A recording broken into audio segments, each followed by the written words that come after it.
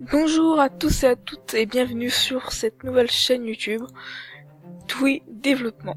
Sur cette chaîne YouTube, il y aura des vidéos comment scripter, comment apprendre à hacker des choses, ou alors apprendre des secrets de l'informatique.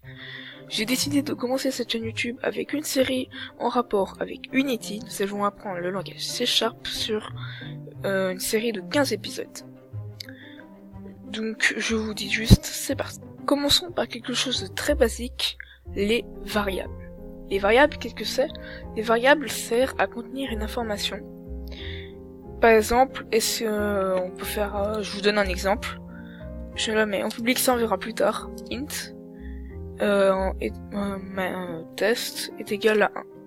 Du coup là, on va dire juste que ma variable test est égale à 1. Après, je peux la réutiliser pour d'autres scripts. C'est une information qu'on peut réutiliser. Du coup, il y a 5 formes de variables qui est très importante pour vous et que vous devez apprendre. Du coup, vous avez la variable int qui sert à contenir des chiffres 1, 2, 3, 68, 89, etc. Moins 89 aussi. Du coup, il y a aussi la variable float. Du coup, ça peut contenir des chiffres à virgule. Par exemple, 1.1, moins 1.1, 9, par contre c'est un point, c'est pas une virgule. C'est des points, c'est pas des virgules. Mais ça se traduit comme une virgule. Un game object, ça peut stocker un objet présent dans la scène. Par exemple, un cube que je crée. Voilà. Par exemple, un cube comme ça. Et je pourrais tout simplement le mettre dans ma variable. Après, on a les sacrés booleans. Si vous êtes déjà dans la programmation, vous devez sûrement le reconnaître.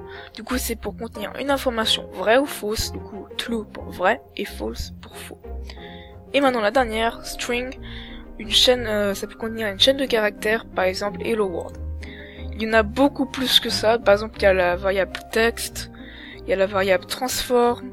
Il y en a beaucoup, mais ça, si vous savez déjà ces variables, vous êtes très en avant dans la programmation, car elles sont souvent utilisées dans chaque langage. Vous allez sûrement les retrouver dans chaque langage. Passons maintenant à la syntaxe. Du coup, pour créer une variable, on met un modificateur d'accès, on verra ça juste après. Du coup, les modificateurs d'accès, c'est public ou private, je vais vous parler juste de ça après. Après, on met la sorte de variable, là j'ai utilisé int, et après on met test, enfin le nom de la variable. Très important, vous pouvez pas utiliser deux fois le même nom de variable. Par exemple, là j'ai mis une deuxième variable en private et je l'ai changé avec test2. Et après j'ai mis est égal à 2019. Du coup, très important, vous pouvez pas utiliser des caractères par exemple comme ça ou comme ça, plein de caractères comme ça pour les noms de variables. Mais vous pouvez utiliser les lettres et les chiffres. Du coup, maintenant, on va juste après voir les modificateurs d'accès. Du coup, si jamais on pouvait après changer juste bool, et après là, vous mettez l'information, par exemple, false. Du coup, voilà, ça se forme, et avec string, ça sera comme ça. Et puis, on devra ouvrir des guillemets, et mettre après sa chaîne de caractères. Et voilà. Très important à retenir. La variable float, si vous faites une variable comme ça, test, par exemple là, c'est un point que vous voulez stocker, vous mettez un F après, pour déclarer que c'est une variable float. C'est très important, vous mettez ce F là, ce petit F, sinon voilà. Et puis une dernière chose pour les publics GameObject. GameObject c'est très fréquent qu'ils soient en public, il faut presque tout le temps le mettre en public GameObject. Par exemple je teste, et vous mettez comme ça. Du coup, on va voir comment, par exemple, comment on va faire pour mettre un GameObject dans cette variable. Je suis sur mon éditeur, je vais tout simplement créer un empty, que je vais appeler script.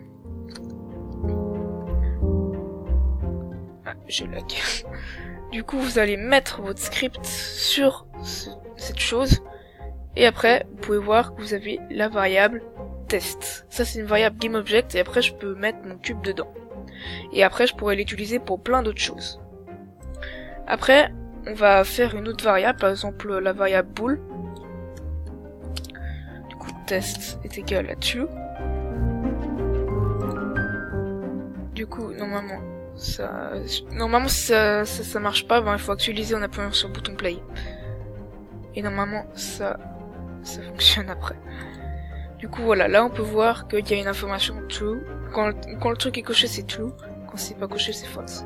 Du coup, on peut, si le modificateur d'accès est en public, c'est-à-dire qu'on pourra changer les choses ici. Par conséquent, si je mets mon modificateur en private, et ben on trouvera plus rien. Maintenant, si par exemple je veux mettre une variable string, test est égal à hello world. Faut juste comprendre la syntaxe et après c'est parfait. Du coup, normalement parfois je sais pas pourquoi, mais sur certains ordinateurs ça s'exécute directement. Et moi il faut que j'attende. Du coup voilà, et là je peux mettre ma chaîne de caractères. Du coup, si vous avez compris que si on met notre chose en private, bah tout simplement on pourra pas la modifier ici. Et si on la met en public, on pourra la modifier. Ce n'est pas une très grande importance de pouvoir la modifier ici, mais c'est toujours un fait. Du coup, maintenant, on va voir pour créer une variable et la mettre dans la console. Du coup, je crée une petite variable bool. J'espère que c'est très clair comment j'explique. C'est Sharp, c'est un très bon langage, peut-être un petit peu compliqué. Mais dès que vous allez l'apprendre, si vous apprenez chaque jour, ça va être une bonne partie de plaisir. Du coup, j'ai l'appli test est égal à false. Oh, j'ai pu plutôt mettre une int. Est égal à test est égal à 2 ou 5. Du coup, après, pour mettre une chose dans la console, on fait debug.log. Et après, vous mettez la variable test dedans.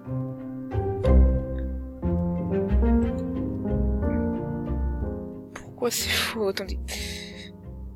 Alors l'erreur, c'était une erreur toute bête, c'est parce que c'était pas dans un void. Du coup les voids, on verra ça beaucoup plus tard, mais normalement dès que vous créez un script, vous avez la void update et la void start. Du coup, on va mettre debug.log et on va mettre test. Mettez un point virgule à chaque fin de script. À part pour les voids, tout ça, il y a des petites exceptions. Si j'aimerais juste me contenter d'écrire un debug.log, par exemple hello world, je mets une chaîne de caractères entre guillemets et j'oublie pas le point virgule. Maintenant, si je vais dans la console et que je lance mon script,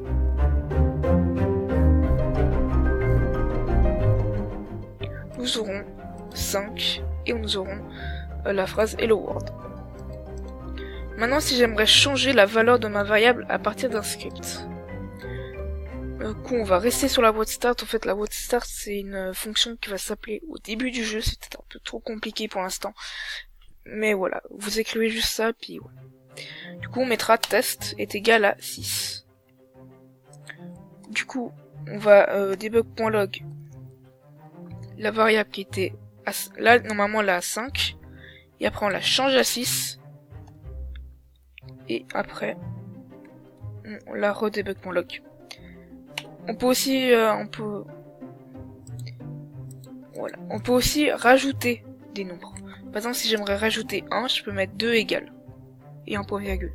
Si après j'aimerais rajouter 2, je devrais faire plus est égal à 2. Et si j'aimerais changer, mettre moins, je ferais test moins. Et puis pour faire en moins 2, je ferais moins est égal à 2. Du coup, voilà, et après, par exemple, on peut la debug.log, encore une fois.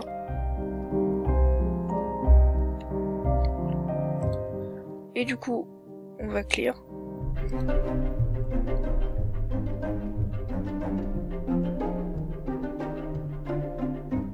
Et du coup, voilà, ça fait 5, 6, 6.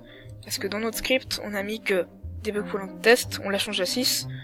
Là, on met 5, on la change à 6, on met 5 dans la console, on rajoute 1, on rajoute 2, ça fait 3, on enlève 1, on enlève 2, du coup ça fait 6. Le calcul qu'on a fait est un peu bête. Mais là, on peut voir aussi que ça change ici dans la petite truc du variable. Du coup, j'espère que c'est très clair pour vous. J'essaie d'être le plus clair possible dans ce tuto. Les variables, c'est quelque chose de très vaste parce qu'il y en a extrêmement beaucoup. Pour l'instant, vous avez compris la syntaxe de la variable public int, public le type. Après, on met le nom et après on met la valeur.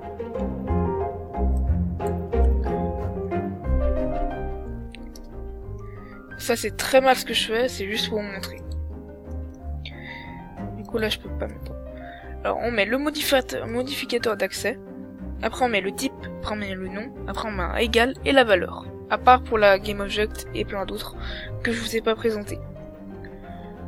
Du coup normalement dès que vous avez appris ça, vous pouvez faire pas mal de choses déjà. Vous pouvez vous amuser avec le debug.log à rajouter des noms, tout ça. Et voilà. En tout cas, c'était tout pour ce petit tuto C#. Il y aura deux séries en alternance, du coup il y aura une série C# et une série HTML et CSS et JavaScript. Du coup, j'espère vraiment que vous avez aimé ce tuto. N'hésitez pas à vous abonner à la chaîne, c'est la première vidéo de la chaîne. Je l'ouvre. Et n'hésitez pas à partager la vidéo, à liker et vous abonner. C'était Twi Développement. À la prochaine. Ciao ciao.